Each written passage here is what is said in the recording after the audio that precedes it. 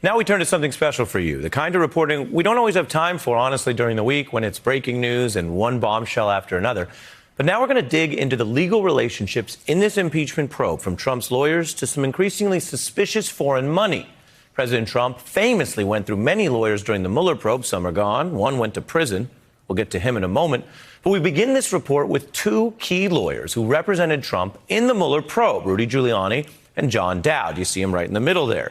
Both back in the Ukraine story, Giuliani driving the entire plot, working more like a shadow diplomat or lobbyist than doing lawyering. He was paid $500,000 by those two men you see beneath his photograph, Fruman and Parnas.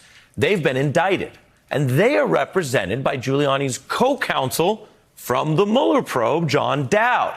What do these links mean? Well, the defendants claim their proximity here gives them presidential protections. They want to invoke executive privilege claims because they say Giuliani also works for Trump. Well, that's not how privilege really works. So for this web, those Ukrainians are the client. Now look here at this much richer client on top. This Ukrainian billionaire oligarch, Dmitry Firtash, is one of the most important figures now. Federal prosecutors allege he's linked to the Russian mob. He's also hired these two Fox News analysts who Trump also tried to hire as his lawyers.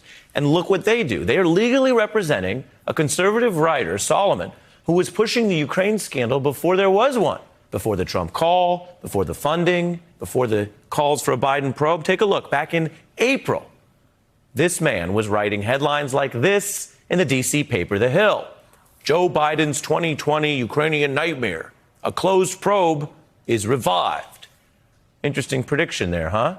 Because that is the outcome that Donald Trump was looking for and Giuliani was pushing. And Firtash, who is linked, as we're showing here through these lawyers, to the person who wrote that headline, well, he has other reasons for seeking influence. He's fighting extradition to the U.S. on corruption charges and hired, guess who? Lanny Davis as his lawyer for that. That's something Davis was doing until last year. He's typically closer to Democrats in the U.S., and he represents another former Trump lawyer, Michael Cohen, who's currently in jail. Put it all together here, and you see Firtash is key and has been funding efforts to dig up this Ukrainian dirt, including some of those very documents that Giuliani waved around where? On Fox News, where there are lawyers who work for Firtash. So look, you take the whole web together. I want to be clear. Everyone has a right to a lawyer. And lawyers sometimes innocently represent several people in a similar case, and they have common facts, so it can save time.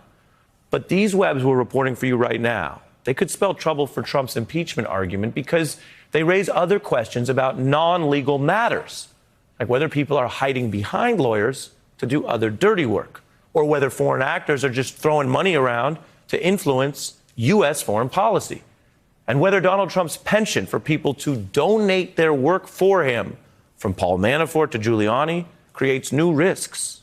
It's one thing for someone to volunteer, and another if people volunteer for one client in order to sell access and make money from other clients.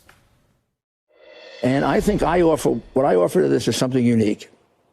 I'm a lawyer who knows the criminal justice system as well as anybody in America. I'm also a very good friend of Donald Trump. He's a very good friend of Donald Trump. Factor that in how you want. Then there's a recording Giuliani did not mean to release, this accidental voicemail to a reporter, where he speaks to an associate about foreign business and Giuliani's stated problem, getting more money. Problem is, we need some money. We need $200,000. This is about a lot more than lawyers' billable hours. Giuliani's spending thousands of dollars traveling around the world on these Ukraine missions. Do people think he's donating that spending out of pocket too? Giuliani's insisted this is work for the president, which could make it worse, according to anti-corruption experts. Take Trevor Potter, who ran the Federal Election Commission and was the top lawyer for the 2008 McCain campaign running against Obama. He sounded the alarm, saying, "We have no idea who's paying Rudy Giuliani." This is from the Washington Post. He went on to explain how this arrangement sidesteps ethics obligations that would require transparency behind the foreign or domestic interests who are paying him, Giuliani. Remember, foreign money cannot go to U.S. campaigns or political projects for the president. That's a felony. And when foreign money creeped into the defense fundraising for a different president, It was a bombshell that ultimately led to indictments. We have more on the money trail tonight. The hundreds of thousands of dollars that poured into the Democratic National Committee and the president's Whitewater Legal Defense Fund from foreign sources. $640,000, much of it cult money, was brought to the Clinton Defense Fund by Charlie Tree. It's illegal to take foreign money or help or things of value. Now, if you're hearing this all laid out, you might be thinking about the problem here. Trump's facing potential impeachment for demanding foreign help for his political goals. Now his most visible criminal defense attorney is under fire for getting foreign help for his political goals. And Giuliani won't say who pays him, which the impeachment probe is now asking. He's also under criminal investigation over foreign influence laws, among other things. It's not good when your defense lawyer's problems sound like your own problems, and with all these lawyers there, add to your problems. To quote another prominent person who has spoken to something similar to Trump's predicament, the rapper 21 Savage. How many lawyers you got? A lot. How many problems you got? A lot.